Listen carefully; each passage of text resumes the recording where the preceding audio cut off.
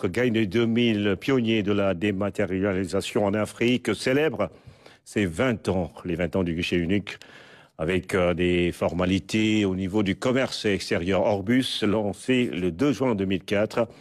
Orbus a parcouru un long chemin d'innovation.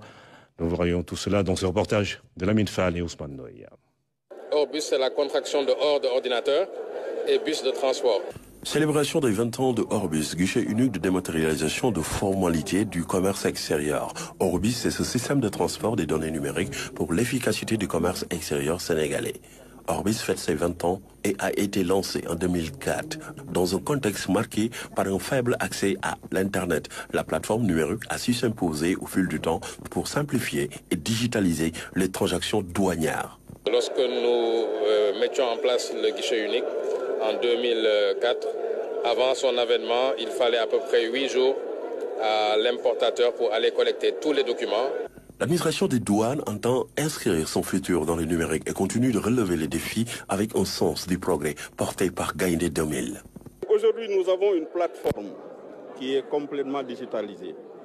Nous avons aussi la possibilité de collecter électroniquement tous les documents de dédouanement, de le router dans le système Gaïndé, d'avoir aussi un dédouanement zéro papier, de limiter aussi les déplacements physiques au niveau des unités de dédouanement à leur plus simple expression.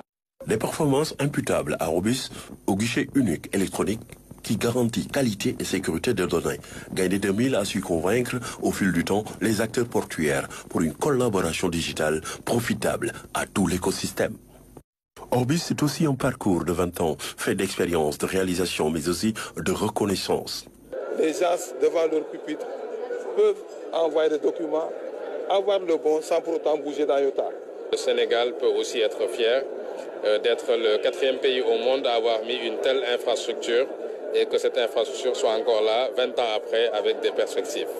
En termes de perspectives, Gaïndé 2000 a lancé la plateforme Orbus Infinity afin de dématérialiser complètement la procédure d'enlèvement des conteneurs. Cette célébration va au-delà de la symbolique et un moment d'hommage à des agents dévoués pour leur contribution à la construction, au développement de Orbus.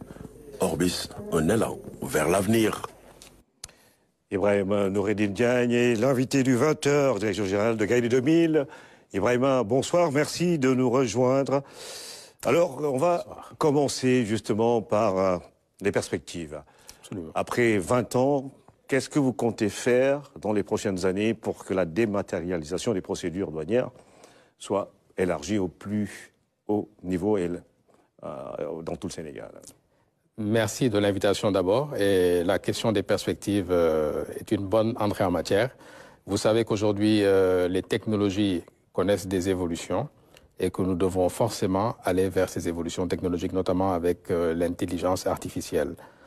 Sur le plan fonctionnel, l'application qui a été développée maintenant depuis plus de 20 ans, parce qu'elle est opérationnelle depuis 20 ans, mais elle a été développée depuis bientôt 25 ans, doit avoir une couverture fonctionnelle encore beaucoup plus large. Vous savez que le port de Dakar est un port en compétition avec les autres ports de la sous-région et que les systèmes d'information sont des éléments qui permettent d'accélérer la rotation et donc de renforcer la capacité des opérations portuaires. Au niveau de l'administration des douanes, ce même mouvement a été entrepris antérieurement d'ailleurs et les perspectives entre le guichet unique et le système informatique douanier sont tout à fait convergentes et à la faveur du renforcement de la compétitivité, de l'efficacité de la place portuaire de Dakar. Il va investir davantage dans les moyens dont vous disposez. Est-ce que c'est à la hauteur des ambitions du Sénégal en la matière? Oui, j'allais même dire qu'aujourd'hui, la technologie est en avance sur les usages. Nous avons encore des modes de fonctionnement qui sont assez conservateurs,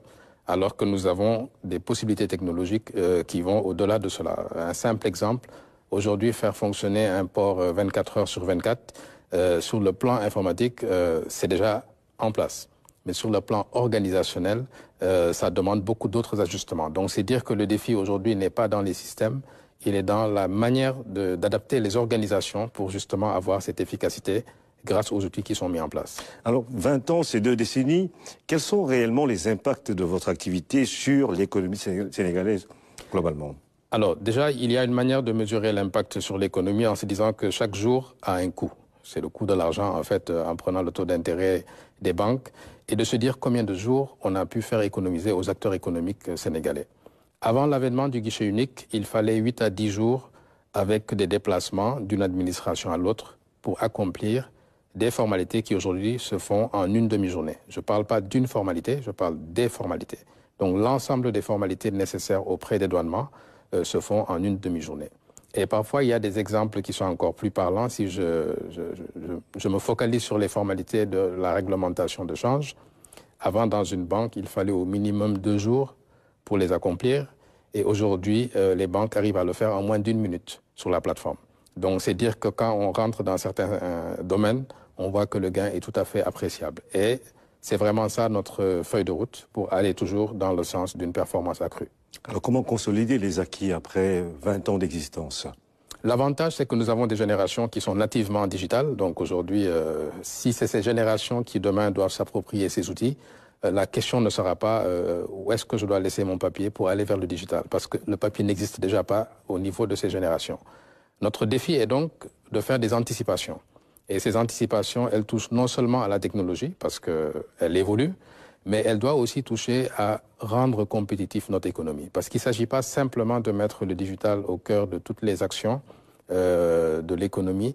Il s'agit de positionner le digital comme un accélérateur de croissance et un outil qui renforce la compétitivité. Nous sommes dans un monde où la compétition, à la fois au niveau portuaire, au niveau industriel, avec le contexte de la zone continentale de libre-échange, nous n'avons pas le droit de ne pas voir devant, parce que les choses se passent devant. Pour terminer, est-ce que vous envisagez de promouvoir davantage l'intelligence artificielle dans ce que vous êtes en train de faire actuellement?